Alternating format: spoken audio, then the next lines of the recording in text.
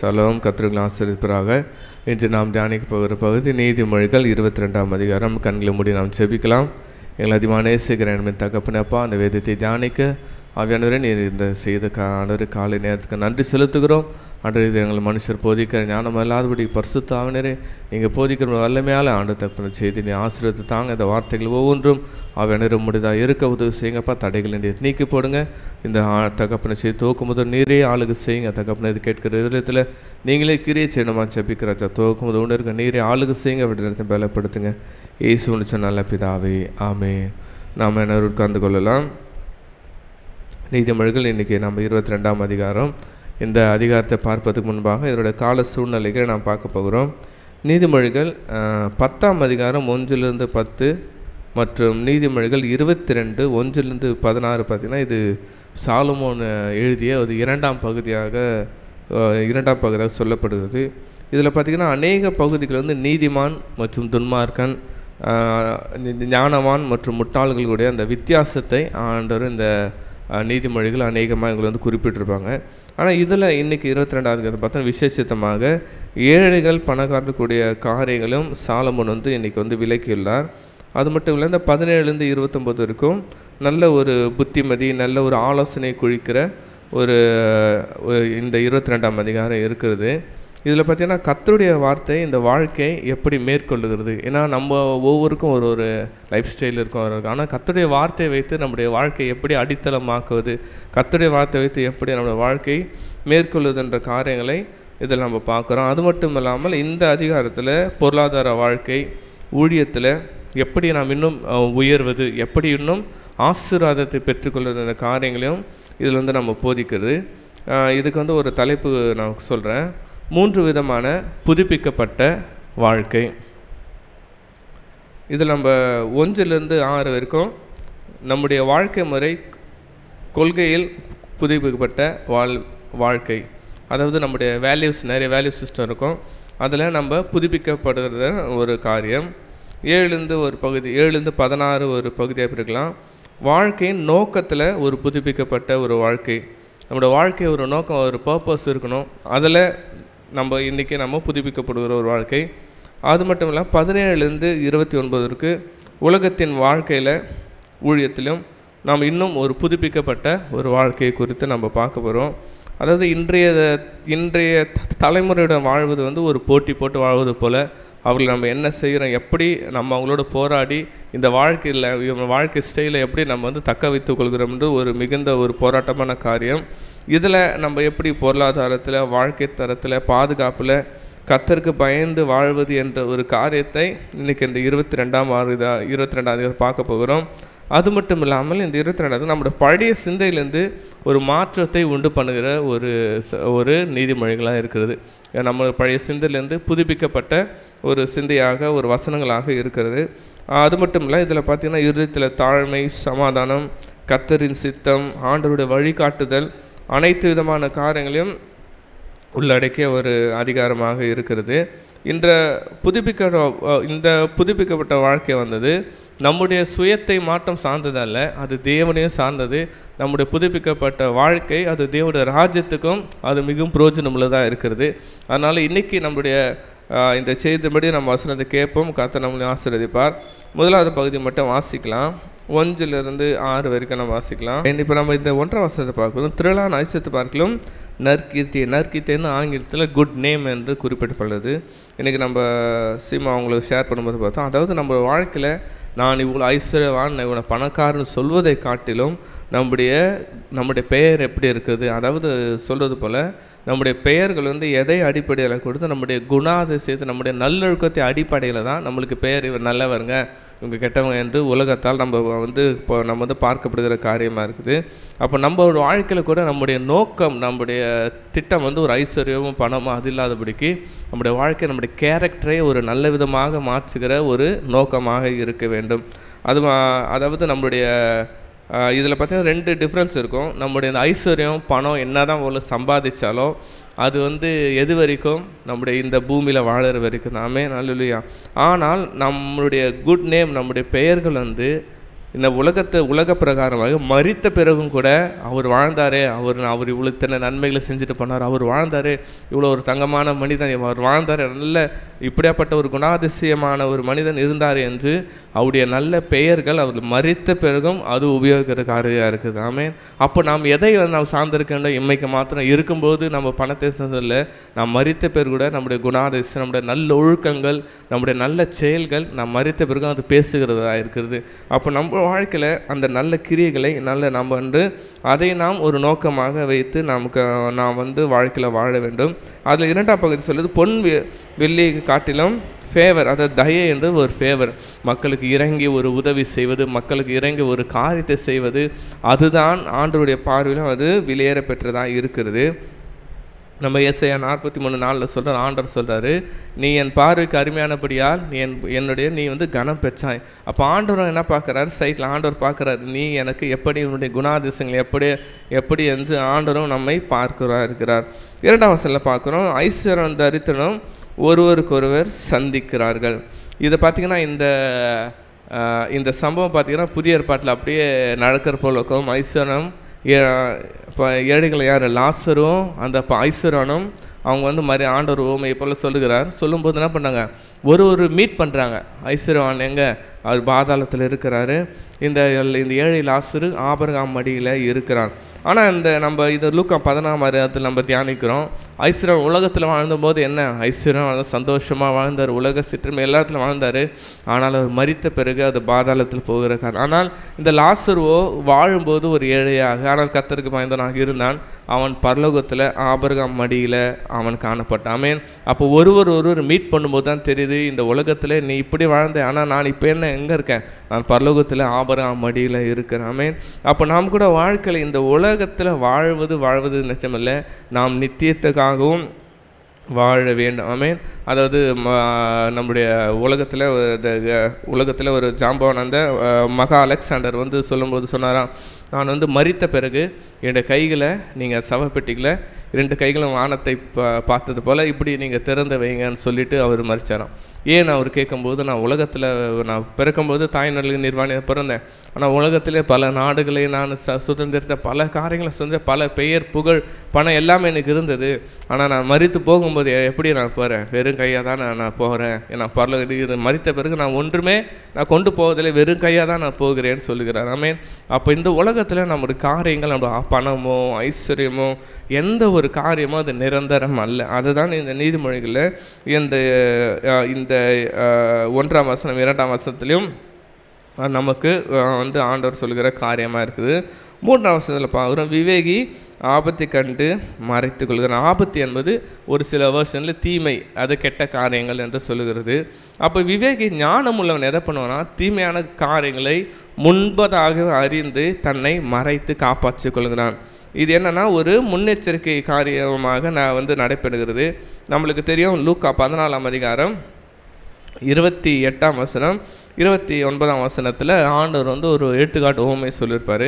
ஒருவன் கோபுரம் கட்ட மனதாக இருந்தால் அஸ்திபாரம் போட்ட பின்பு அவன் திராணி இல்லாமல் போனான். 30ஆம் வசனம் சொல்கிறான், அவன் என்ன பண்ணுவாங்க? பார்க்குறவங்களாம் அவனை பரியாசம் பண்ணுவாங்களே, அதனால் தனக்கு நிர்வாகம் உண்டோ இல்லையோ என்று தன் செல்லும் கனவை பார்க்காமல் இருப்பானோ. ஆமென். அப்போது ஒரு காரியத்தை செய்வதற்கு முன்பாக, ஒரு காரியத்தை வருவதற்கு முன்பாக அதை நாம் அறிந்து செயல்படுகிற காரியங்களாக இருக்க வேண்டும். இது நம்மளுக்கு தீமையை வருவிக்குமா, இது நம்மளுக்கு நன்மையை வருவிக்குமா என்று முன்பதாகவே அறிந்து அதற்கு பேர் தான் ஞானம் என்று இந்த கால நம்மளுக்கு சொல்லப்படுகிறது. அதாவது நம்முடைய 609 கோர் வேல்யூ சொல்கிறாங்க, ஒபீடியன்ஸ் பிஃபோர் இன்ஸ்பிரேஷன், உத்வேகத்துக்கு முன் கீழ்ப்படிதல். நான் இதை பார்த்துடுறேன், இதை நான் அடைஞ்சிட்றேன், எனக்கு இப்போவே செஞ்சிடணும், அது கிடையாது. அதுக்கு முன்பாக ஆண்டவர் வசனத்துக்கு, ஆண்டவர் ஊழியர்கள் கீழ்ப்படி இதை நாம் செய்வது நியாயமா, இது நம்மளுக்கு நன்மையை விளைவிக்குமா தீமையை விளைவிக்குமா என்று நாம் யோசித்து நிதானித்து அறிந்து நாம் செயல்படுகிறோம். அப்படி இல்லை என்றால் அடுத்த பகுதி சொல்லுகிறது, பேதைகள்னா போய் நெடுக்க போய் தண்டிக்கப்படுகிற. நெடுக்கனா அவர்கள் முன்னெச்சரிக்கை இல்லாமல் ரொம்ப கேர்லெஸ்ஸாக போயிட்டு அவர்கள் ஆபத்தில் விழுகிற காரியமாக இருக்குது. அதாவது நம்மளுக்கு சொல்லுவாங்க, அதாவது பெர்மிஷன் இன்ஃபர்மேஷன். நம்ம ஒரு காரியத்தை செய்வதற்கு முன் ஆவிக்குரிய தகவலுக்கு முன்பாக எதை காரியம்னா இதை நம்ம செய்யலாமா இல்லை ஆண்டவர் கிட்டத்துல செய்யலாமா நம்ம கேட்டு நம்ம செய்யும்போது தேவன் ஒரு பாதுகாப்பை கட்டல நல்ல ஆசிரியத்தை. ஆனால் ஒரு சில சூழ்நிலை நம்ம பெர்மிஷன் நம்ம செஞ்சிட்ட பிறகு இதை நான் செஞ்சிட்டேன், இதை நீங்கள் ப்ளஸ் பண்ணுங்கள், இதை நான் செஞ்சுட்டேன், நான் போகிறேன், இதை நீங்கள் வாங்கன்னு சொல்லும்போது அந்த ஆண்டவருடைய அடையும், அதுதான் நெடுக்க போய் தண்டிக்கப்படுகிற சூழ்நிலை இருக்குது. அப்போ நம்ம வாழ்க்கையில் கூட நம்ம ஆண்டவரிடத்தில் ஒரு காரியத்தை நிதானித்து இது செய்யலாமா என்று நாம் ஞானமாய் நாம் அதை அறிந்து அது செயல்படும் போது தான் நாம் அந்த விஷயத்தில் காப்பாற்றப்படுகிறோம். அல்லேலூயா. 4 வசனம் சொல்லுகிறது, இது அருமையான ஒரு வசனம். தாழ்மைக்கும் கர்த்தருக்கு பயப்படும் பயதலுக்கும் வரும் பலன் ஐஸ்வர்யம் மகிமையும் ஜீவனுமாம். இதை 2 விஷயத்தை கம்பைன் பண்ணி சொல்லியிருக்காங்க. ஒன்று தாழ்மையும் கர்த்தருக்கு பயப்படுகிற பயத்தையும் இணைத்து சொல்லியிருக்காங்க. ஏன் தாழ்மையும் கர்த்தருக்கு பயப்படுறோம்? கர்த்தருக்கு பயப்படுறது எவனோ அவன் தாழ்மையாக தான் இருப்பான். ஆமென். தாழ்மையாக இருக்கவங்க கண்டிப்பாக கர்த்தருக்கு பயப்படுறவங்களாக இருப்பாங்க. நம்ம போன அதிகாரங்களை பார்த்தோம். யோவான் 18ஆம் அதிகாரத்தில் ஆண்டவர் அவ்வளோ பெரிய வானம் படைத்த தேவனாக இருந்தாலும் தன்னை தாழ்த்தி யார் கேட்ட பாவிகள் கையில் ஒப்பு கொடுக்கப்பட்டார். பிறகு தான் ஆண்டவர் அவரை எப்படி மாற்றினார்? பிலிப்பியர் 2ஆம் அதிகாரத்தில் தேவன் அப்படி மரணப்பருந்து தன்னை தாழ்த்தியதனால் இயேசு கிறிஸ்துவான ஆண்டவர் என்ன பண்ணார்? வானத்துக்கு மேலே உயர்த்தி அவர் எல்லா நாமத்துக்கும் மேலான நாமத்தை ஆண்டவர் அவருக்கு தந்தருளினார். அதுபோல் நம்ம வாழ்க்கையில் எப்போது நாம் தாழ்மை என்ற அந்த குணத்தை அணிந்து கொள்ளுமோ, தாழ்மை எப்போது நாம் தரித்து கொள்கிறோமோ, அதுக்கு பின்பாக ஒரு பெரிய ஆசீர்வாதம் நம்மளோட வாழ்க்கைக்கு இருக்குது. ஆமென். ஆண்டவராக இயேசு கிறிஸ்துவோடு எப்போதெல்லாம் தன்னை தாழ்த்தினாரோ அப்போதெல்லாம் ஒரு பெரிய ஒரு ஆசீர்வாதம் ஆண்டவருக்கு வந்து. ஆமென். ஆண்டவராக இயேசு கிறிஸ்து ஆண்டவர் பிதாவான ஒரு மடியில் அவர் ஆண்டவராக இருந்தார். ஆனால் மனுஷகுமாரன் பூமிக்கு வந்தபோது அவர் தேவதூதர்களை ஆராதிச்சாங்களாம். தேவதூதர்கள் பண்ணிவிட்டு அப்படியாப்பட்ட ஒரு வர்ஷிப்பை ஆண்டவர்களுக்கு பிளெஸ்ஸிங் பண்ணி தந்தார். ஆமென். தேவாதி தேவன் மனுஷகுமாரன் கையில் ஒரு யோவான் ஸ்நானகனுக்கு அவர் போய் ஞானஸ்தானம் எடுக்க குனிந்து வந்தார், தன்னை தாழ்த்தினார். மனுஷருக்கு நீங்கள் போய் அவரே சொல்கிறாரு, நான் உங்கள் வாரி அழுகிறதுக்கு நான் பார்த்துறேன், நீங்கள் போய் எங்கிட்ட ஞானஸ்தானம் பெறலாமா? ஆண்டு சொன்னார், இல்லைப்பா நான் உனக்கு நீ இதுன்னா இப்போது இடம் கொடுன்னு சொன்னார். அப்போ வானத்தை பிள்ளை ஆண்டவரே பேசினார். ஆமாம், இவர் என்னுடைய நேசகுமாரன் என்று. அது மட்டும் தன்னையே தாழ்த்தி மரணத்துக்கு ஒப்பு கொடுத்தார். தேவனை 3ஆம் நாள் உயர்த்தி இன்னைக்கு உலகம் முழுதுமாக தேவாதி தேவனாக இருக்க செய்கிறார். ஆமென். அப்போ நம்மளோட வாழ்க்கையில் எப்போதெல்லாம் நம்ம தாழ்மைப்படுகிறோமோ நம்ம யோசித்துக் கொள்ள வேண்டும், இதற்கு பின்பாக தேவன் ஒரு ஆசீர்வாதத்தை வைத்திருக்கிறார், நமக்கு ஒரு ஐஸ்வர்யத்தை வச்சிருக்கிறார், தேவன் நமக்கு மகிமையை வைத்திருக்கிறார். நல்ல ஒரு வாழ்க்கை ஜீவன் என்று வாழ்க்கை குறிக்கிறது. நல்ல ஒரு வாழ்க்கையும் தேவன் நம்மளுக்கு வைத்திருக்கிறார். ஆமென். அப்போ நம்ம தாழ்மை நாம் அணிந்து கொள்ளும் வாழ்க்கையில் இன்னும் ஆண்டவர் நம்மளை மேலான உயர்ந்த இடங்களுக்கு நம்ம கொண்டு சென்று நம்மை ஆசீர்வதிக்க தேவனாக இருக்கிறார். 5ஆவது வசனத்தை நம்ம பார்க்குறோம். மாறுபாடுகளுடைய வழியிலே முள்ளுகளும் கண்ணிகளும் உண்டு, தன் ஆத்துமாய் காக்கிறான் அவர்களுக்கு தூரமாய் விலகிவார். மாறுபாடு வழி என்பது எதை குறிக்கிறது என்றால், அதாவது முரட்டாட்டமான வழிகள் அல்லது ஒரு சில பாவமான வழிகளையும் இந்த இதில் குறிக்கிறது. இதில் முள்ளுகளும் கண்ணிகளும் விசேஷித்தமாக எந்த இதை குறிக்குதான்? பாலியல் இச்சை போன்ற காரியங்களும் பண ஆசை போன்ற காரியங்களையும் இது ஆழமாக சொல்லிக்கிறது. ஏன்னா இரண்டுமே ஒரு கண்ணியை போன்றது. விபச்சாரம் செய்கிற பாவங்களும் சரி, பண ஆசையில் என்ன பண்ணுறாங்க, அநேக பேர் இந்த ஆன்லைனில் கூட அநேக கேம்ஸ் என்ன பண்ணுகிறது, ஏதாவது ஒரு கண்ணி இதை வைத்து நீங்கள் சம்பாதிச்சிடலாம் என்று ஒரு கண்ணி வைக்கும்போது அதை கண்ணியாக வைத்து அதை பல உயிர்களை மாய்க்கிற ஒரு கண்ணியாக இருக்கிறது. அப்போ இதில் என்ன சொல்லுது, அந்த கண்ணிகளுக்கு தன் ஆத்துமாய் காக்கிற அவைகளுக்கு தூரமாய் விலகி போவான். ஆமீன். இதில் தான் நம்ம தீமோத்தேயு நிருபத்தில் பவுல் சொல்லியிருப்பார், நீ பாலிய இச்சைகளுக்கு என்ன பண்ணு, நீ விலகி ஓடிவிடு என்று. ஏன்னா நம்ம தவறான காரியங்கள் நம்ம நின்று பார்த்து யோசிப்பதல்ல, நீ அந்த கண்ணியிலேருந்து என்னை என்ன பண்ண விலக்கி காத்துனா அதில் காத்துக்கு நீ ஓட வேண்டும் என்று ஆண்டவர் நமக்கு இந்த காரியங்கள் சொல்லுகிறார். அப்போ நாம் கூட இந்த கண்ணிகளுக்கு நாம் விலக வேண்டும் என்றால் அந்த இடத்திலிருந்து நாம் தப்பித்து கொள்ள வேண்டும். ஆமேன். நமக்கு வேதாகமத்தில் ஒரு நல்ல ஒரு எக்ஸாம்பிளாக யோசேப்பு இருக்கிறார். அந்த கண்ணி தன்னுடைய எஜமானுடைய மனைவி அவனோட தவறு செய்ய அழைக்கும்போது அவன் உணர்ந்து கொண்டான், ஐயோ நான் தேவனுக்கு விரோதமாய் பாவம் செய்து எப்படி என்று தன் வஸ்திரத்தை கீழே விழுந்தாலும் பரவாயில்ல என்று தன் பரிசுத்தத்தை காத்துக்கொண்டு விலகி ஓடும்பொழுது தான் ஒரு நாள் அதே யோசேப்பை தேவன் எகிப்துக்கு அதிகாரியாக தேவன் மாற்றி ஆசீர்வதிக்கிறாமே. நம்ம வாழ்க்கையில் காணப்படுகிற கன்னிகள், இது போன்ற விசேஷமான கன்னிகளை நம்ம விலக்கி நம்ம தற்காத்துக்கொள்ளும் போது நம் ஆத்மாவையும் ஜீவனையும் நம்ம காத்துக்கொள்ளும். தேவன் நம்மளை ஆசீர்வாதமாக மாற்றுகிறார். ஆமென். 6வது வசனம் அருமையான வசனம், பிள்ளையானவன் நடக்க வேண்டிய வழியில் அவனை நடத்து என்று சொல்கிறது. நம்முடைய ஒவ்வொரு குழந்தைக்கும் ஒரு பயிற்சி தேவை. எந்த குழந்தைக்கு இருந்தாலும் அவள் எந்த விதத்தில் வளர்க்கப்படுகிறார்களோ அவர்களாகவே மாற்றப்படுகிறார்கள் என்று நம்ம பார்க்குறோம். நம்முடைய சீன அந்த ஜப்பானீஸ் அவங்களுடைய கல்ச்சரில் அவங்க ப்ரெக்னெண்ட்டாக இருக்கும்போதே ஒரு சில அறிவியலான காரியங்களை பார்ப்பது, அறிவியான காரியங்களை அவங்க அந்த பெற்றோர்கள் தியானிப்பது. ஏன்னா தனக்கு பிறக்கப்படும் பிள்ளை எப்படி ஒரு ஞானவனாய் பிறக்க வேணும், எனக்கு நான் பிறக்க வேண்டிய பிள்ளை அது இன்னும் ஞானவனுக்கு அந்த அளவுக்கு அவங்க என்ன ப்ரியாரிட்டிஸ் பண்ணி அதை அவர்கள் அவ்வளோ கவனம் செலுத்தி தன்னுடைய பிள்ளைகளை நம்ம வளர்க்கிறார்கள். அப்போ நாம் கூட நம்முடைய பிள்ளைகளை நாம் தான் அதை வளர்க்க வேண்டிய கடமை ஒவ்வொரு பெற்றோருக்கும் ஆண்டவர் கொடுத்துருக்கிறாமே. நம்முடைய தமிழ் பழமொழியில் அருமையான பழமொழி, 5 வளையாதது 50 வளையாது. அப்படி இப்படி கொஞ்சம் மாற்றி சொல்லலாம். 5 வளையக்கூடாது தான் 50 வளையும் இல்லை. 5 எதை நம்ம வளைத்து அவருக்கு சொல்லிக் கொடுக்குறோமோ அது 50 வயதிலையும் அவள் வளைத்து அதை கற்றுக்கொள்ளுகிற காரியங்களாக இருக்கிறார். நம்ம ஏனென்றால் நம்ம சொல்லுவாங்க, சிறு பிள்ளைகள் ஒரு பச்சை மரம் போல், அது எதை நம்ம செய்கிறோம் அதாவே அப்படியே பிடித்து கொள்கிற. நம்ம அம்மா ஷேர் பண்ணும்போது என்ன சொன்னாங்க, அதுபோல் நம்ம சின்ன பிள்ளைங்களுக்கு நம்ம கத்தரை பற்றி சொல்லி கொடுத்தாலும் அது பிறகு கத்தரை பற்றி தான் அவர்கள் என்ன பண்ணுவாங்க, அவங்க பிற்காலத்தில் அவங்களுக்கு பண்ணுவாங்க. இன்றைக்கி நம்ம சமுதாயத்தில் ஒரு பெரிய ஊழியக்காரர் அவர் சாட்சி சொல்லும்போது சொன்னாங்க, இன்றைக்கி நான் ஒரு ஊழியக்காரன் நிற்கிறேன்னா எங்கள் தாய் தான் காரணம். என்ன தாய் காரணம் பார்த்தீங்கன்னா, அவங்களுக்கு ஒரு நாளைக்கு ஒரு வசனம் சொல்லாமல் சாப்பாடு கிடையாது. வாரத்தில் ஞாயிற்றுக்கிழமையில் ஒரு அதிகாரத்தை ஒப்பிக்கலைன்னா அவங்களுக்கு அந்த நான்வெஜ் போல் சமைக்கிறது கிடையவே கிடையாது. ஒரு அதிகாரத்தை ஞாயிற்றுக்கிழமை வைக்கணும். ஒரு சில சூழ்நிலைகள் ஒப்பிக்க கஷ்டப்படும் போது அந்த உணவை கூட தவிர்த்துக்கிறாங்களா, இல்லை எங்களுக்கு இன்னைக்கு சாப்பாடு கிடையாது, அதிகாரத்தை ஒப்பிச்சு தாங்கணும். இன்றைக்கி சொல்கிறாரு, நான் சின்ன வயசில் வேத வசனத்தை என் தாய் ஊற்றி ஊற்றி ஊற்றி வளர்த்ததால் தான் அது மரமாயினுக்கு நான் ஒரு ஊழியக்காரன் நான் நிற்கிறேன். அன்றைக்கி என் தாயோட வளர்ப்பு இல்லைனா இன்றைக்கி நான் இந்த அளவுக்கு ஊழியக்காரன் நான் நெஞ்சுக்க முடியாது.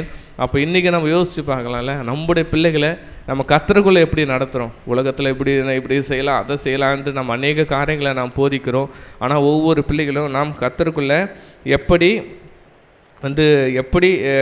நடத்துக்கிறோம் என்ற ஒரு காரியம் நமக்கு கண்டிப்பாக இருக்குது. அதாவது ஹீப்ரூவில் இது சானாக் பயிற்சி அளி, அவங்களுக்கு என்ன ஒரு எக்ஸசைஸ் கொடுங்க, அவங்களுக்கு என்ன பண்ண பயிற்சி அளித்து அவர்கள் என்ன பண்ணுங்க நீங்கள் வளர்க்க வேண்டும் என்று ஆண்டவர் நம்மளுக்குன்னு சொல்லுகிறார்.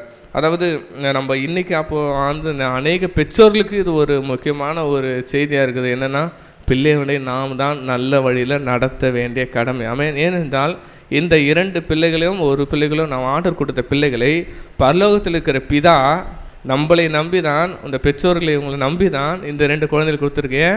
இவங்களுக்கு இந்த 2 குழந்தைகளை கொடுக்குறேன், இவங்களை பக்தியுள்ள சந்ததியை இவங்களை பெற்றெடுப்பார்களாமே. ஏன் அந்த ஒரு சந்ததி ஆண்டவர் தேர்ந்தெடுத்தார்?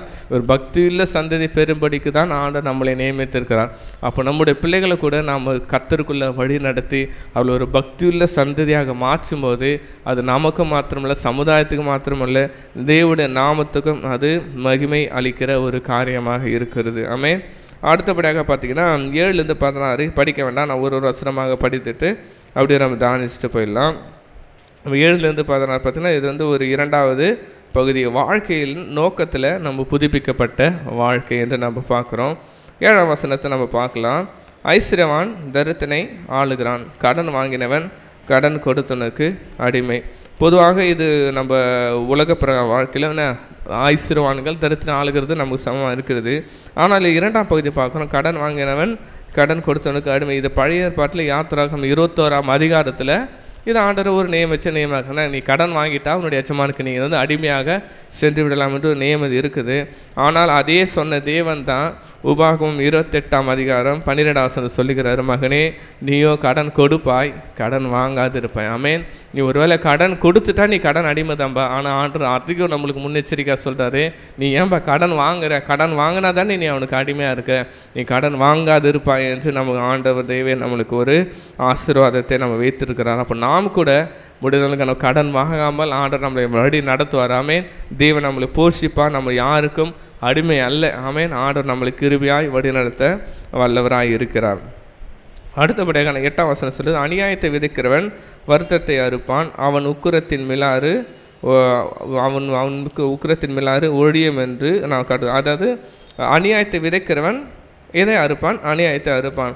நம்முடைய வேதவசனம் கூட சொல்லுகிறது, மனுஷன் கலாத்திர 6ஆம் அதிகாரம் 7ஆம் வசனத்தை சொல்லுகிறது, மனுஷன் எதை விதைக்கிறானோ அதையே அறுப்பான். அதாவது நம்ம முட்செடி விதைகளை விதைத்து விட்டு அதில் கோதுமை எதிர்பார்க்க முடியுமா? ஆனால் முட்செடியை விதைத்தால் முட்செடி தான் வரும். அப்போது நம்மளோட வாழ்க்கையில் கூட நாம் எதை விதைக்கிறோமோ அதை தான் அறுக்குறலாக இருப்போம். அப்போ நம்ம அநியாயத்தை விதைக்காமல் நியாயத்தையும் ஆண்டு கர்த்தருக்கு பயப்படுதல் நாம் விதைக்கும் போது தேவன் நமக்கு அதை அறுவடை செய்ய கர்த்தர் நமக்கு கிருபை செய்வார். அடுத்தபடியாக 9ஆம் வசனத்தை சொல்லுகிறது, கருணை கண்ணன் ஆசீர்வதிக்கப்படுவான், அவன் தன் ஆகாரத்தினால் தரித்திற்கு கொடுக்குறார். கருணை கண்டு தாராளமாக கொடுக்கிறவர். தாராளமாக கொடுக்கிறது பார்த்தோன்னா கர்த்தருக்கே பிரியம் என்று வேத வசனம் சொல்லுகிறது. உற்சாகமாக கொடுத்தல் தேவன் பிரியமாக இருக்கிறார். ஏனென்றால் இது நம்ம பழைய ஏற்பாட்டில் புதிய ஏற்பாடு பார்க்குறோம். தரித்திரர்கள் ஆண்டவர் பார்வையில் விசேஷமாக அவர்களை நாம் கவனம் செலுத்த வேண்டும். தரித்திரர்களே நாம் அவர்களுக்கு நம்மளால் முடிந்த அவர்களுக்கு அவங்களை போஷிக்க வேண்டும் என்று தேவன் அநேக காரியங்களை நமக்கு வந்து இதில் போஷித்திருக்கிறார். நீதிமொழிகள் 19:17 கூட சொல்கிறாரு, ஏழைக்கு இறங்குகிறவன் கர்த்தருக்கு கடன் கொடுக்குறான், கர்த்தர் அவனை அதுக்கு திரும்ப கொடுப்பார். அப்போ நம்முடைய லைஃப் ஸ்டைலில் நாம் வாழ்வது, நம்ம ஆண்டவர் நம்மளுக்கு 3 வேளை உணவு கொடுத்துருக்கிறாரு. வாரத்தில் 7 நாள் ஆண்டவர் முழுமையாக உணவு கொடுத்துருக்காரு. ஆனால் எத்தனையோ பேர் ஒரு நாள் அந்த ஒரு வேளை உணவில் எத்தனை பேர் நம்ம கஷ்டப்படுறாங்க. நம்ம வாரத்தில் ஒரு நாள் அதை நினைவு கூறலாம், ஆண்டவரே இன்றைக்கு இல்லாதவங்களுக்கு நம்ம உதவி செய்யலாம். நம்மளால் முடிந்த அளவுக்கு உணவு இல்லாதவர்களுக்கு உதவி செய்வது அது தேவனுடைய பார்வையில் ரொம்ப பிரீதியாக இருக்கிறது. அதை நாம் செய்ய வேண்டும். ஆமீன். ஆண்டவர் ஏனென்றால் பழைய ஏற்பாட்டில் சொல்கிறாரு, ஆண்டவர் 2 பக்கம் ஆடுகளை பிரித்தது போல் மக்களை பிரித்துன்னு சொல்கிறாரு. நான் பசியாக இருந்தேன், நீங்கள் என்ன பண்ண எனக்கு நீங்கள் போஷிக்க வந்தீங்களா? காவல் இருந்து என்னை பார்க்க வந்தீங்களா? அப்போ ஆண்டவருடைய நோக்கம், ஆண்டவருடைய திட்டம் ஏழை எளிய மக்களுக்கு நாம் நம்முடைய இயன்றாளுக்கு அவங்களை ஆகாரத்தினால் அவங்களை போஷிப்பது, அவர்களை ஆசீர்வதிப்பது அது பரலோக பிதாவின் திட்டமாய் இருக்கிறது. 10 சொல்லுகிறது, பரியாசனைக்காரனை துரத்தி விடு, அப்பொழுது வாது நீங்கும், விரோதமும் அவமானமும் ஒழியும். இது என்ன சொல்லுகிறதுனா, அதாவது பரியாசம் சச்சரவு வாக்குவாதம் இது எல்லாமே எதை குறிக்கிறது என்றால், அவன் அந்த துன்மார்க்கமான ஒரு நபரை நாம் கூட வைத்து அவனோட அந்யோன்யமாக இருந்து அவனோட வேலைகள் செய்யும்போது நமக்கும் அந்த ஒரு சில பாதிப்புகள் ஏற்படும்.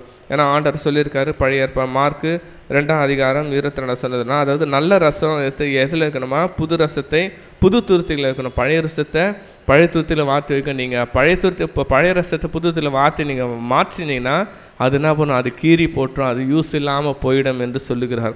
அப்போ நாம் கூட ஒரு சில நபர்கள், ஒரு சில மக்களை நாம் அவர்கள் குணத்தை அறிந்து அவர்களோட பழகி அதை நாம் சரியாக கையாள வேண்டும். எல்லா இடத்துலையும் நம்ம உபயோகித்தோம் என்றால் அது அந்த இடத்துல விரோதமும் அவமானமும் அது காணப்படுகிறதா இருக்குது. அதுக்கு நாமும் அவனுடைய மக்கள் குணங்களை அறிந்து நாம் செயல்பட வேண்டும் என்று கர்த்தர் நமக்கு உணர்த்துகிறார். அடுத்தபடி 11 சொல்லுகிறது, சுத்த இருதயத்தை விரும்புகிறனுடைய உதடுகள் இனிமையானுகள், ராஜா அவனுக்கு சிநேகிதான். சுத்த இருதயம் ராஜாவுக்கு மட்டும் இல்லை, எல்லாருக்கும் பிடிக்கல. இப்போ அவனுடைய இருதயம் என்ன இருக்குது? ரொம்ப பியூராக இருக்குது. அவனை என்ன தான் நினச்சாலும் அவனுடைய இருதயம் ரொம்ப சுத்தமாக இருக்குது என்ற காரியங்கள் அனைவருக்கும் பிடிக்கும். இது ராஜாவுக்கும் பிடிக்கும். ஏனென்றால் ஆண்டவர் அநேக காரியங்களை சொல்லியிருக்காரு. உண்மையில் மனுஷன் தான் என்ன பண்ணுவான்? பரிபூர்ண ஆசீர்வாதங்களை பெறுவான். அது மட்டும் இல்லை, நம்ம வசனத்தில் அநேக வசனங்கள் சொல்லுகிறது என்ன?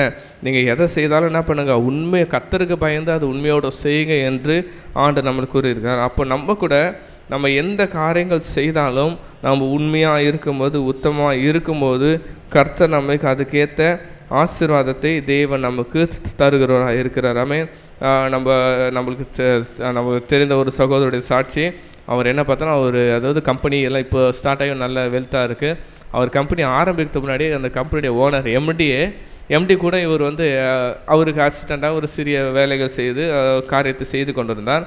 பிறகு அவர் வேறு வேலையை பார்த்தோன்னா இவரும் வந்துட்டாங்க. இப்போ கம்பெனி பிஸ்னஸ் ஆகிடுச்சு, பெருசாக கம்பெனி வளர்ந்த பிறகு அந்த ஓனர் என்ன பண்ணுறாரு, இந்த உதவி செய்த இந்த முன்னாடி செஞ்ச ஊழியக்காரை நினைவு கூறுகிறார். ஏன்? நான் செய்யும்போது எனக்கு என்ன பண்ண ரொம்ப உண்மையாக இருப்பார், நான் செய்யும்போது எனக்கு அவர் உதவி செய்கிறது ரொம்ப உத்தமமாக இருப்பானே, அவனுக்கு என்ன பண்ணுறோம், ஏதாவது நம்மளால் முடிஞ்ச உதவி செய்யணும் என்று மீண்டும் அந்த கம்பெனியிலே திருப்ப அழைத்து அவருக்கு நல்ல பொசிஷன் கொடுத்து நல்ல சேலரி கொடுத்து அவர் அங்கீகரிக்கிறார். ஏன்?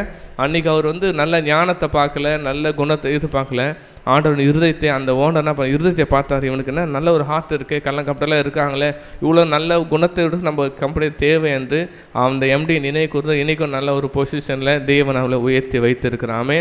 அப்போ நம்மளோட வாழ்க்கையில் கூட நம்ம எப்போ நல்ல இருதயபூர்வமாக செய்யும்போது நம்ம ராஜாக்களால் நம்ம கண்டிப்பாக நாம் உயர்த்தப்படுவோம், ராஜாக்களால் நம்ம கவனிக்கப்படுகிற ஒரு காரியமாக இருக்கிறது. அடுத்தபடியாக 12 கர்த்தருடைய கண்கள் ஞானத்தை காக்கும், துரோகிகளுடைய வார்த்தைகளையோ அவர் தாறுமாறாக்குகிறார். அப்படி கர்த்தருடைய கண்கள் எதை பார்க்குறதா? ஞானம் உள்ளதை பார்க்குறது. இதுக்கு அடுத்த வசனங்கள் நம்ம சேர்ந்து பார்த்துட்டா இதில் இருக்கும். 13 வெளியிலே சிங்கம் வீதியிலே கொலை என்பேன் என்று சோம்பேறி சொல்லலாம். இந்த 2 வசனத்தை நம்ம சேர்ந்து பார்க்கலாம். அப்போ 12 என்ன சொன்னார்? கர்த்தர் ஞானவான்களை கண்ணோக்குகிறார், ஆனால் துன்மார்க்கரையும் சோம்பேறி என்ன பண்ணுறாரு, அவர் வந்து கொல்லுவான் என்று சொல்லுது. இதில் பார்த்திங்கன்னா இதுக்கு ஒப்பனையான ஒரு சம்பவம் வந்து புதிய ஏற்பாடில் ஆண்டவர் சொல்லியிருப்பார். என்ன மத்தேயு 25ஆம் அதிகாரத்தில் ஆண்டவர் உவமை சொல்லியிருப்பார். ஒருவனுக்கு நான் 5 தாலந்து கொடுக்குறேன், ஒருவருக்கு 2 தாலந்து கொடுக்குறேன், ஒருவனுக்கு 1 தாலந்து கொடுக்குறேன். அந்த 5 தாலந்து எப்படி பெருக்குனான்னா 5ஐ 10ஆக மாற்றி ஆண்டவர் அந்த எஜமானுக்கு அவனுக்கு பிரயோஜனத்தை மாற்றினான். அவனை பார்த்து ஆண்டவர் என்ன சொன்னார், நல்லது உத்தம உண்மைக்காரனே, நீ கொஞ்சத்தில் உண்மைதான் அநேகத்தில் நான் அதிகாரி வைப்பேன்னு சொன்னார். ஆனால் அந்த 1 தாலந்தை புதைத்து வைத்தவனை பார்த்து அந்த எஜமான் என்ன சொன்னார், சோம்பலும் பொல்லாதமான ஊழியக்காரனே, உடனே நான் அக்கினி காட்டில் அந்த எரியில் போடு என்று அவனை தண்டனை அளித்த காரியனாக இருக்கிறார். அப்போ அந்த 2 வசங்களை நம்ம பார்க்குறோம். அப்போ கர்த்தர் யாரை கண்ணோக்குகிறார், ஞானமுள்ளவர்கள் தான் கண்ணோக்கி பார்க்கிறார். அப்போ கர்த்தர் இருக்கிற கண்கள் யார் மேலே, தனக்கு கொடுத்த ஞானத்தை உபயோகித்து தனக்கு கொடுத்த தாளத்தை உபயோகித்து அதை பெருக்கிறதுல தான் கர்த்தர் வந்து கண்ணோக்கி பார்க்கிறார். ஆனால் அது நம்ம கொடுத்த ஞானத்தை புதைத்து வைத்து அதை நம்ம யூஸ் பண்ணாமல் இருக்கும்போது அது சோம்பலுக்குரிய ஒரு காரியமாக இருக்கிறது. அதை தான் 13 வசனத்தை சொல்ல. அதாவது என்னென்னா அவர் என்ன சொல்கிறாரு, வெளியிலே போக முடியல, சிங்கம் என்ன பண்ணுது, வீதியிலே வருது. ஆண்டவர் வந்து இப்போ சங்கீதத்தில் ஒரு வசனத்தை சொல்லியிருப்பார். அதாவது சிங்கங்கள் வந்து மனிதன் வந்து தூங்கிட்ட பிறகு தான் அது நடமாடும், அது காட்டு பகுதியில் அதை வச்சிருக்கு, அந்த பகுதியில் அது வாழுது என்று ஆண்டவர் ஒரு நியமத்தை வைத்திருக்கிறார். ஆனால் இந்த சோம்பேறி என்ன பண்ணுறான், அதாவது சாக்கு போக்கு சொல்லி கொண்டுக்கிறான். நான் உழைக்க எனக்கு இஷ்டமில்லை, வெளியே போனால் சிங்கம் என்னை கொண்டு சோம்பேறி தான் அந்த விதமான காரியங்களை அவன் சொல்லுகிறான். அப்போ நாம் கூட நாம் இருக்கிற தாளந்தை கர்த்தர் நம்ம கொடுத்த கிருபைகளை நாம் ஆண்டவருக்காக உபயோகிக்க வேண்டும். நான் இதை அந்த 1 தாளந்தை வைத்த என்ன பண்ணான், வீட்டில் புதைச்சி வச்சுட்டு ஆண்டவர் சொன்னான், அட்லீஸ்ட் நீ வட்டிக்காரட்டு கொடுத்துருந்தால் அது ஏதாவது உபயோகப்பட்டிருக்கும், அது எதையுமே செய்யாமல் நீ புதைத்து வைத்தே என்று தான் ஆண்டோடைய கோபமாக இருக்கு மேலே ஏற்பட்டது. அப்போ நாம் கூட நம்மளுக்கு கொடுத்த திறமைகள், நாம் கொடுத்த தாளந்துகளை தேவனுக்காக நாம் பயன்படுத்த வேண்டும். அது நம்ம எதையும் செய்யாமல் புதைத்து வைத்தோமா ஆண்டோடைய கோபம் நம்மிடத்தில் வெளிப்படுகிற காரியமாக இருக்கிறது. 14ஆம் வசனத்தில் பார்க்குறோம், பரஸ்திரியின் வாய் ஆழமான படுகுழி, கர்த்தருடைய கோபத்திற்கு ஏதுவானவைகள் அதிலே, கர்த்தருடைய கோபத்திற்கு ஏதுவானவன் அதிலே விழுவான். அதாவது பரஸ்திரி என்றது விபச்சாரம் செய்கிற ஒரு காரியமாக அந்த ஸ்திரியை குறித்து கொடுக்கிறது. அது ஒரு ஆழமான படுகுழி என்றால் நம்மளுக்கு தெரியும், மேன்வது ஒரு சாதாரண ஒரு சேரை போல தான் இருக்கும். ஆனால் அது உள்ளே நம்ம போக போக போக அது தன்னை ஆளையே அது விழுக்கிற ஒரு காரியமாக இருக்கிறது. அப்போது ஒரு சில பீரியட் இந்த வார்த்தைகள், இந்த பாவத்தில் இருக்கிற வார்த்தைகள் நமக்கு தேனு போல் இனிக்கிறதா இருக்குது, ஆனால் உள்ளே போயிட்டு அது கசப்பை உண்டாக்குற காரியமாக இருக்குது. நம்ம பழைய ஏற்பாட்டில் பார்க்குறோம். இதற்கு ஒரு பெஸ்ட் எக்ஸாம்பிளாக இந்த சம்பவத்துக்கு சிம்சோன் இருந்தார். அந்த அந்த அந்த அந்த அந்த ஸ்திரீ அந்த தெளிலால் வந்து மடியில் சொல்லும்போது தன்னுடைய வார்த்தைகள் அவள் இன்பமாக இருந்தது. அப்படியே மயக்கி என்ன பண்ணிட்டாங்க, கடைசியில் அவன் கண்களை பிடுங்கப்பட்டனாய் வரைக்க கொண்டு போய் சேர்ந்து போய்விட்டது. அப்போ நாம் கூட நம்ம இந்த பாவத்தில் இருக்கிற நம்ம வார்த்தைகள் வந்து நம்மளை நயவஞ்சமாக இழுக்கிறது போல இருக்கும். ஆனால் அது ஒரு கர்த்தருடைய கோபத்திற்கு அது ஆளாகிற ஒரு செயலாக இருக்குது. நாம் நம்மளை தற்காத்து காத்து கொள்ள வேண்டும். 15ஆம் வசனத்தில் சொல்லுகிறது, பிள்ளைகள் நெஞ்சில் மதீனம் ஒட்டியிருக்கும், அதை தண்டனையின் பிறம்பு அவனை விட்டு அகற்றும் என்று நமக்கு காடுகிறது. அதாவது பிள்ளைகள் வந்து பிறக்கும்போது ஒரு சில அதாவது தாவீது சொல்லுகிறார், நான் பிறக்கும்போதே என் தாயின் கர்ப்பத்தில் உருவாகும் போதே நான் பாவத்தில் கர்ப்பம் தரித்தேன் என்று தாவீது சொல்லுகிறார். அதுபோல் ஒரு சில காரியங்கள், ஒரு சில கேரக்டர்ஸ் நம்முடைய பிள்ளைகள் இருதயத்தில் அறியாமல் கூட இருக்கும். ஆனால் அதாவது தண்டனை பிரம்பு அதை என்ன பண்ணோம், விலகும் என்று சொல்லுகிறார். அதாவது இந்த நீதிமொழிகளை இன்னொரு வசனத்தில் சொல்லியிருக்கோம், நீ பிள்ளையை நீ பிரேமனை அடிக்கிறான் அவன் சாகான். அதாவது சின்ன வயசில் நம்ம ஸ்கூலில் இருக்கும்போது சொல்லுவாங்க, இவனை நல்லா படிக்கலைன்னா தோலை உரிச்சிடுங்க, இவனை அப்புறம் அடித்தாவது இவனுக்கு என்ன வேணுங்க, நீங்கள் படிப்பை சொல்லித்தாங்க. ஏனென்றால் அவங்களுக்கு அந்த தண்டனை கொடுக்குற காரியங்கள் அவளை நல்வழிப்படுத்துகிற ஒரு காரியமாக இருந்தது. அது மட்டும் இல்லை, பவுலும் சொல்லுகிறார் புதிய ஏற்பாட்டில், இவன் நான் அன்போடு வர வேண்டுமா பெரும்போட வர வேண்டும். ஏனென்றால் தன் பிள்ளைகளை அவன் கண்டித்து வளர்க்கும்போது அவனோட வாழ்க்கையும் எதிர்காலத்தையும் அது ஒரு பெரிய ஒரு ஆசீர்வாதத்தை அவன் காரியமாக இருக்குது. ஒரு வெளிநாட்டில் ஒரு நடந்த சம்பவத்தை சொன்னாங்க. அதாவது கடைசியாக ஒரு கொடுத்த தண்டனை கொடுத்த ஒரு கைதிக்கு கேட்டாங்களா, நீங்கள் கடைசியாக உங்கள் ஆசை என்ன, உங்கள் ஆசை என்ன நீங்கள் சொல்லும்போது சொன்னான்னா, என்னோடய தாயை நான் பார்க்க விரும்புகிறேன், என் தாயை ஊரை விட்டேன். சரி இவங்க எமோஷனலாக இருக்கும்போது சொல்லிட்டு தாயை அவங்க என்ன பண்ண தேடி கண்டுபிடிச்சி கடைசியாக வந்தபோது அவங்க தாய்கிட்ட வந்தாங்களாம். தாய்கிட்ட அம்மா கிட்ட வாங்கலாம், அவங்கள நான் ஒரு ரகசியத்தை சொல்லுகிறேன் என்று சொல்லும்போது அவங்களை காதை என்ன பண்ணுதான் கடித்து அவர் கீழே வந்து அவர் துப்பிட்டாராம். ஏன் இந்த கொடூரமான காரியங்களை செஞ்சீங்க, ஏன் உங்களுக்கு அம்மா மேலே இவ்வளோ கோபம் சொல்லும்போது சொன்னாங்களா, நான் ஸ்கூல் படிக்கும்போதே என்னோடய திருட்டு தொழிலை நான் ஆரம்பித்தேன். ஸ்கூலில் நான் பென்சில் வரும்போதே எங்கள் அம்மா என்னை கண்டிக்கலை, அதை என்ன பண்ணாங்க சரிடான்னு விட்டாங்க. அதுக்கப்புறம் நான் ஒரு சில பணங்களை நான் கொண்டு வந்தேன், அதையும் நான் பண்ண எங்கள் அம்மா கண்டிக்கலை. அதுக்கப்புறமா தான் நான் திருடுதல் கொலை போன்ற பல விதமான இதில் நான் அடிப்படையில் தான் பல விதமான பாவத்துக்கு நான் உள்ளானேன். அன்றைக்கே என் தாய் என்னை கண்டித்து இது ஏன் இதை செய்கிற என்னை கண்டிச்சிருந்தா இன்றைக்கி நான் இவ்வளோ பேர் குற்றவாளி, எனக்கு மரண தண்டனை ஒரு குற்றவாளியாக நின்று இருக்க மாட்டேன். எனக்கு இந்த முழுவதற்கு காரணம் என் தாய் தான் சொன்னாங்களா. அப்போ நம்ம ஏனென்றால் நம்ம தாயும் தகப்பனும் பிள்ளைகளை கண்டித்து வளர்க்கும்போது அது பிற்காலத்தில் அது ஒரு ஆசீர்வாதமான ஒரு காரியமாக இருக்குது. அடுத்தபடியாக இப்போ நம்ம கடைசி பகுதியை நாம் வந்துட்டோம். இதில் நம்ம ரெண்டு வசனங்களாக பார்த்து நம்ம சுருக்கமாக முடிச்சிடலாம். இதில் 17 29 வரைக்கும் ஒரு பகுதியை நம்ம பார்த்தோம். உலகத்தில் வாழ்க்கையில் நம்ம புதுப்பிக்கப்பட்ட வாழ்க்கை என்று இப்போ ஒரு பகுதியாகி 17 21 மட்டும் படிக்கலாம்.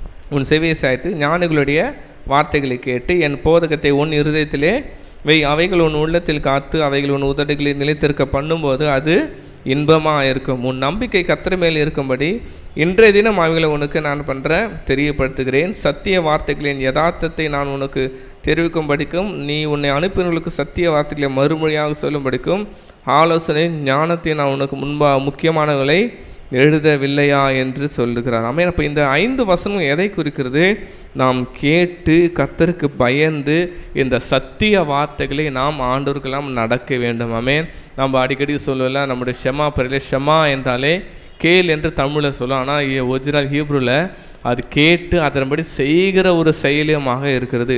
அப்போ இன்றைக்கி நம்ம இத்தனை காரியங்கள், இத்தனை அறிவுரைகள், இத்தனை விதமான சத்திய வார்த்தைகளை கேட்டிருக்கோம்.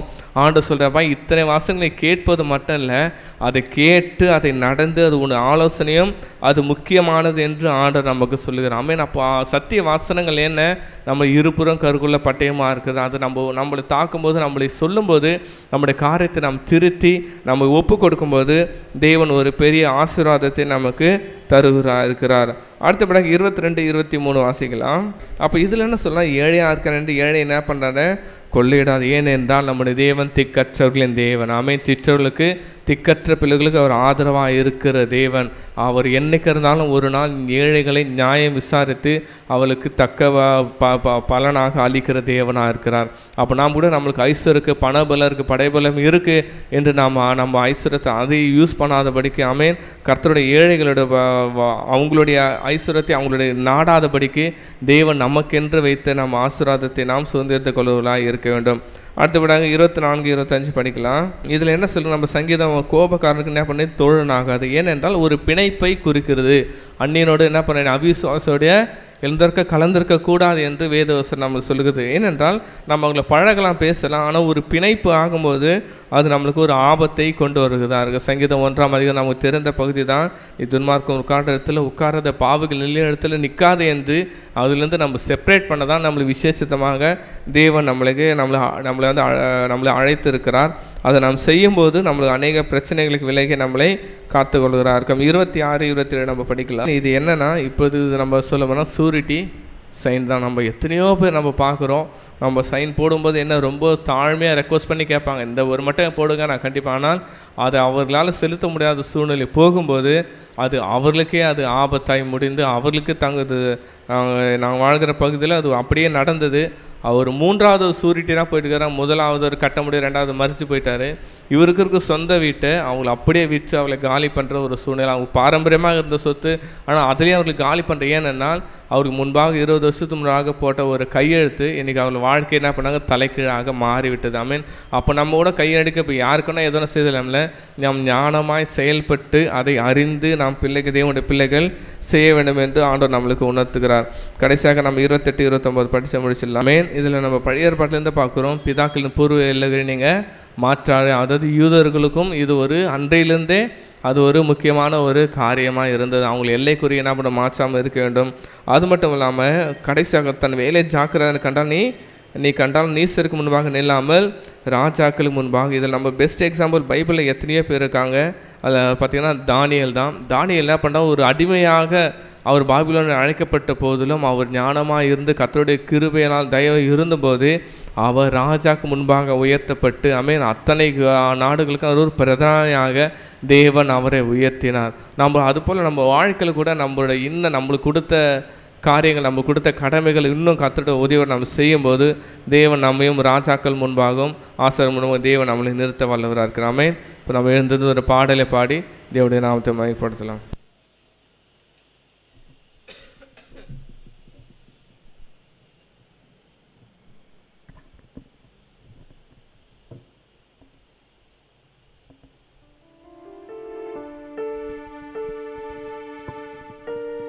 நீரே என் தஞ்சம், நீரே என் கோட்டை. ஆண்டவரே, நீரே எங்களை வழி நடத்துகிற தேவனாக இருக்கீங்கப்பா.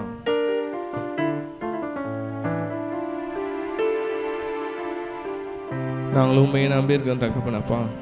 என் வாழ்க்கையில் நீர் எங்களுக்காக செய்த காரியத்தை நீங்கள் செய்து முடிங்க. என்ன ஆண்டு சமூகத்தில் நம்ம தாழ்த்தி நம்ம இந்த பாடலை பாடி நம் தேவோட நாமத்தை மகிமைப்படுத்துவோம்.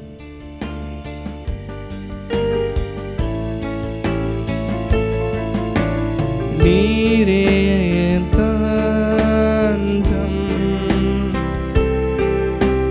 நீரே என் கோட்டை, நீரே என் ரட்சகர், நீரே ராஜா, நீரே ராஜா, நீரே என்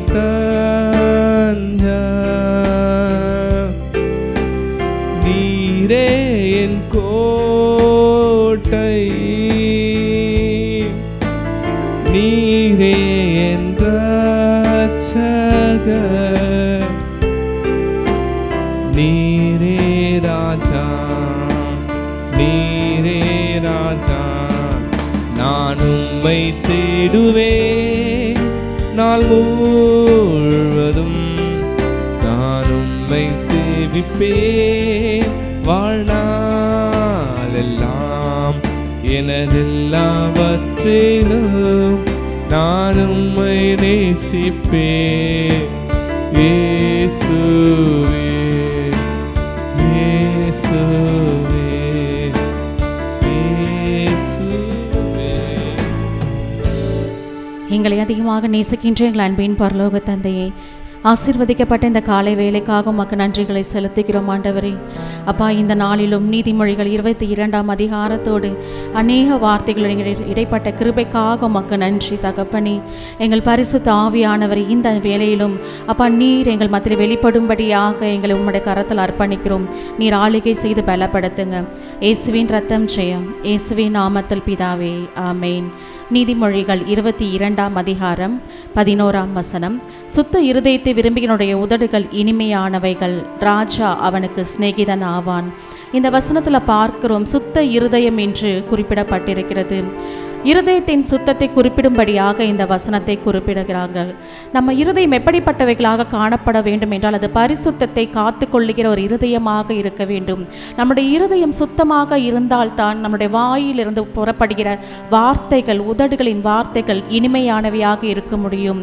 இருதயத்திலிருந்து எழும்பும் வார்த்தைகள் தான் உதடுகளில் இனிமையாக வரும். அப்போ இந்த நாளில் இந்த வசனம் என்னோடு இடைப்பட்டு கொண்டிருக்கிறது. அநேக நேரத்தில் நான் கூட இந்த மாதிரி கசப்பான வார்த்தைகளை தான் நான் அநேக நேரம் பேசியிருக்கிறேன். ஏன்னா என்னோடய இருதயத்தில் சில நேரம் கசப்புகளை வைத்து கொண்டு வெளியில் பேசும்பொழுது அந்த கசப்பான வார்த்தைகள் தான் வருகிறது. இந்த நேரத்தில் ஆண்டவர் என்னோடு இடைப்பட்டு கொண்டிருக்கிறார். நம்முடைய இருதயத்தை நாம் பரிசுத்தமாக காத்து கொள்ள வேண்டும். எந்த கசப்புகளுக்கும் எந்த வெறுப்புகளுக்கும் நாம் இடம் கொடுக்காதபடி நம் கர்த்தரிடத்தில் நாம் நோக்கி பார்க்க வேண்டும். அவருடைய பிள்ளைகளாகிய நாம் நம்முடைய இருதயத்தை நாம் பரிசுத்தமாக காத்து கொள்ள வேண்டும். அப்பொழுது தான் நம்முடைய உதடுகளின் வார்த்தைகள் இனிமையானவையாக மாறும் என்று இந்த நாளில் கூட நம்முடைய வாழ்க்கையில் கூட ஆண்டவர் எத்தனையோ அற்புதங்களை, எத்தனையோ நன்மைகளை நம்ம செய்திருக்கலாம். நம்ம சுற்றி இருக்கிற மக்கள் நமக்கு எத்தனையோ நன்மைகளை செய்திருக்கலாம். ஆனால் அந்த கசப்பை மட்டும் வைத்து கொண்டு அந்த இருதயத்தில் அந்த கசப்பான வார்த்தைகளை வெளிப்படுத்துகிறவர்களாக நாம் காணப்பட்டிருக்கலாம். இந்த வேளையில் நம்ம ஒரு தீர்க்க தரிசனம் செய்யலாம். 2 பேராக நாம் நின்று கொள்ள போகிறோம். நம்மளுடைய வாழ்க்கையில் ஆண்டவர் அநேக காரியங்களை செய்திருக்கலாம். ஏன் நம்ம எதிரில் இருக்கவங்க கூட நமக்கு நன்மையான அநேக காரியங்களை செய்திருக்கலாம். இப்பொழுது அவர்களை கனப்படுத்தும் விதமாக, ஆண்டவரை கனப்படுத்தும் விதமாக நாம் நன்மையான காரியங்கள் அவர்களிடத்தில் நாம் பகிர்ந்து கொண்டு நாம் நன்றிகளை தெரிவிக்க போகிறோம்.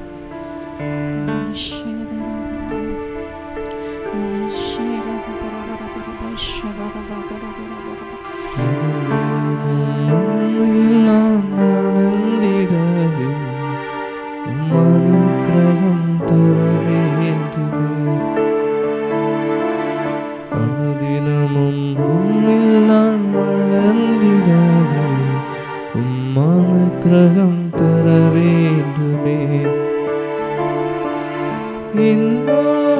ஒன்றும் கூடாதையா, உம்மால் எல்லாம் கூடும். ஒன்றும் கூடாதையா, எல்லாம் உம்மால் கூடும். அனுதினமும் உம்மில் நான் வளர்ந்திடவே அனுக்கிரகம் தர வேண்டுமே. அனுதினமும் உம்மில் நான் வளர்ந்திடவே அனுக்கிரகம் தர வேண்டுமே. அப்பா பிதாவே, இந்த வேலைக்காக உமக்கு நன்றிகளை செலுத்துகிறோம் தகப்பனே. இந்த நாள் வரை ஆண்டவர் எங்கள் இருதயத்தை நாங்கள் பரிசுத்தமாய் காத்து கொள்ளாதிருந்தால் ஒரு விசையாக எங்களை மன்னிக்கும்படியாக நாங்கள் ஜெபிக்கிறோம் டாடி. அநேக நாட்கள் எங்கள் உதடுகளிலிருந்து கசப்பான வார்த்தைகளை நாங்கள் வெளியில் பேசியிருக்கலாம். ஆண்டவரே, இந்த வேலையில் எங்களை அர்ப்பணிக்கிறோம் தகப்பனே. அப்பா, எங்கள் இருதயத்தை நீர் பரிசுத்தப்படுத்துவீராக டாடி. அப்பா, எங்கள் உதடுகளின் வார்த்தைகள் இனிமையாக மாறும்படியாக நீர் எங்களுடைய வாழ்க்கையில் அநேக நன்மைகளை நீங்கள் செஞ்சிருக்கீங்க. அதற்காக இந்த நாளில் உமக்கு நன்றிகளை செலுத்துகிறோம் தகப்பனே. அப்பா, எங்கள் சுற்றி இருக்கிற ஒவ்வொன்றிற்காக உமக்கு நாங்கள் நன்றிகளை செலுத்துகிறோம். அப்பா, நீர் தந்த குடும்பத்திற்காக, நீர் தந்த ஊழியத்திற்காக, அப்பா, நீர் தந்த உறவுகளுக்காக நாங்கள் நன்றிகளை செலுத்துகிறோம் தகப்பனே. அப்பா, ஒருவேளை ஆண்டவரே எங்கள் வாயிலிருந்து இப்படிப்பட்ட கசப்பான வார்த்தைகள் வெளியில் வந்திருந்தா எங்களை மன்னிக்கும்படியாக ஆண்டவரே எங்கள் ஆவி ஆத்துமா சரீரத்தை உம்முடைய கரத்தில் நாங்கள் அர்ப்பணித்து ஜெபிக்கிறோம்.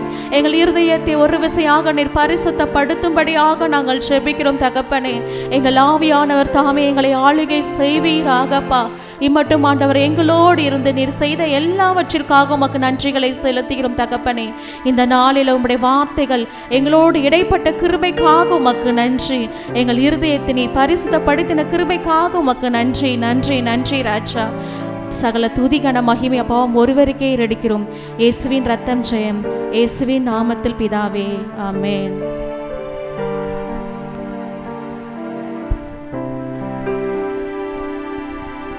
ஆமென்.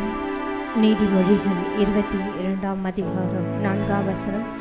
தாழ்மைக்கும் கர்த்தருக்கு பயப்படுதலுக்கும் வரும் பலன் ஐஸ்வர்யமும் மகிமையும் ஜீவனமாம்.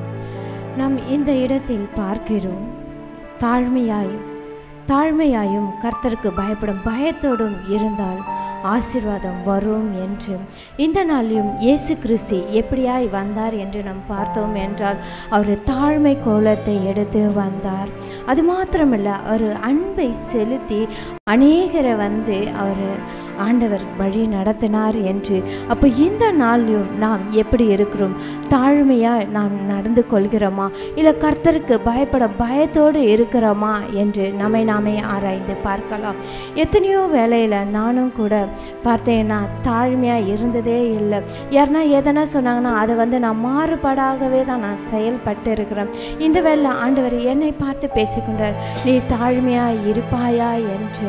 இந்த நேரத்தில் நான் என்னோடய ஊழியக்கார அம்மாக்கிட்டேயும் ஐயாக்கிட்டேயும் நான் இந்த வேலையில் நான் சாரி கேட்க விரும்புகிறேன். ஆண்டவர் இந்த வேலையில் எனக்கு உணர்த்துறாரு. எத்தனையோ முறை அவங்களும் என் இடத்துல சொல்லும்போது நான் அவங்களை எதிர்த்து தான் நான் மாறுபாடான செயலை நான் செய்திருக்கிறேன். இந்த வேலையில் ஆண்டவர் என்னை பார்த்து சொல்கிறாரு, அவர்களுக்கும் நான் தாழ்மையாக நடந்து கொள்ள வேண்டும் என்று. அது மட்டும் இல்லை, நான் கர்த்தருக்கு பயப்படுகிறேனா என்று என்னை நானே நான் ஆராய்ந்து பார்க்கிறேன். எத்தனையோ நேரத்தில் நான் கர்த்தருக்கு பயப்படாதபடி நிறைய காரியங்கள் காரியங்களை நான் செய்திருக்கேன். இந்த வேளை நான் ஆண்டவர்கிட்டயும் நான் தாழ்மையாக நான் ஆண்டவர்கிட்ட நான் இந்த வேளை நான் மன்னிப்பை கேட்கிறேன். இந்த மாதிரி சூழ்நிலையில் நாம் நடந்து இருந்தோம் என்றால் கர்த்தருக்கு பயப்படும் பயத்தோடு இல்லாதபடிக்கு ஆண்டவருக்கு விரோதமான காரியம் நம்ம மறைமுகமாக நாம் செய்து இருந்தோம் என்றால் இந்த வேளையில் நாம் ஆண்டவர்கிட்ட நம்ம ஒப்பு கொடுப்போம். அது மட்டும் இல்லை, அநேக பேரை கூட எனக்கு எல்லாம் தெரியும் என்று நான் நடந்து இருக்கிறேன். அதையும் ஆண்டவர் இந்த வேளையில் சொல்கிறார். மற்றவர்களை நான் காயப்படுத்தும்படியாக நான் நடக்கக்கூடாது. ஆண்டவர் ஊழியத்தை செய்யும்படியாக வந்தார் என்று இந்த வேளையில் ஆண்டவர் என்னோடு கூட பேசிக்கொண்டு இருக்கிறார். இயேசு கிறிஸ்து ஊழியத்தை கொல்லும்படியாக அல்ல, ஊழியத்தை செய்யும்படியாக வந்தார்.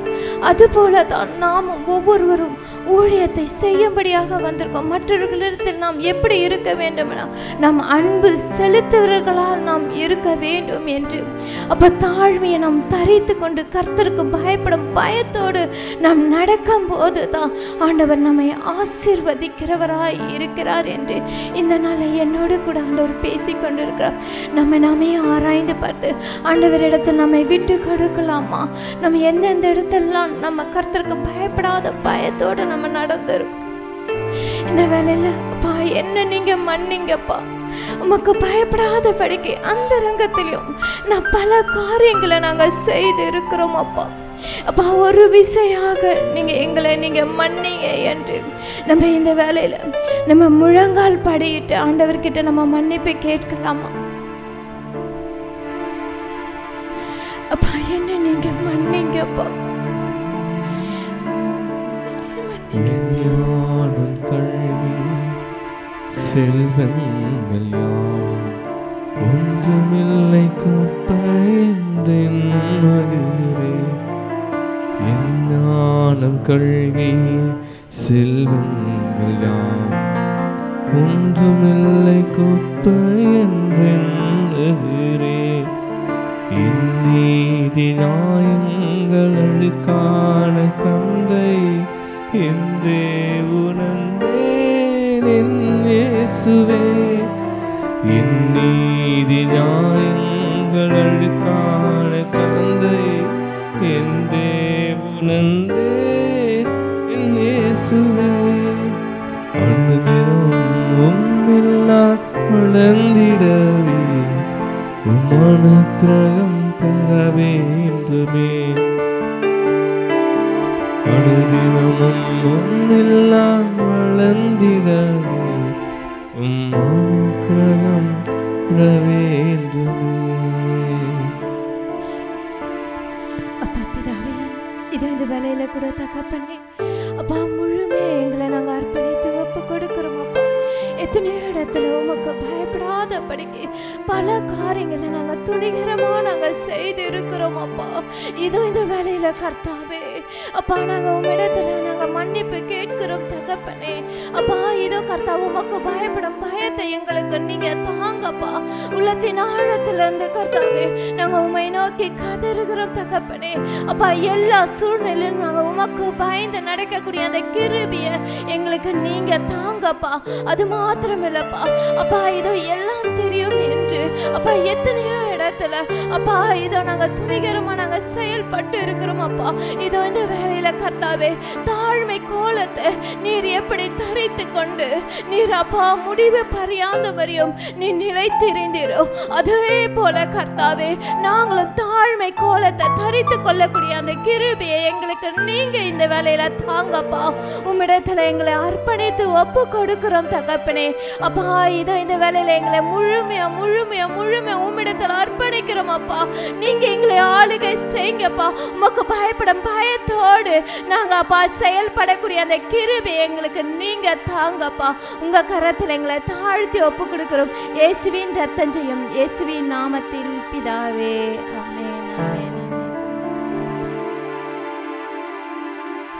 ஹல்லேலூயா. கர்த்தரின் இந்த வார்த்தை நம் சத்தியத்தை கேட்போம். வாழ்க்கையில் ஒரு புதுப்பிக்கப்பட்ட வாழ்க்கை நாம் வாழ்வோம். அது தேவனுடைய ராஜ்யத்துக்கு நமக்கு வாழ்க்கைக்கும் தேவன் நம்மை ஆசீர்வாதம் மாற்றி தருவார். ஆமென். ஹல்லேலூயா. ஷாலோம் ஷாலோம். கடைசி ஆசீர்வாதத்துக்கு நேராக கைகளை விரித்துக் கொள்ளும்.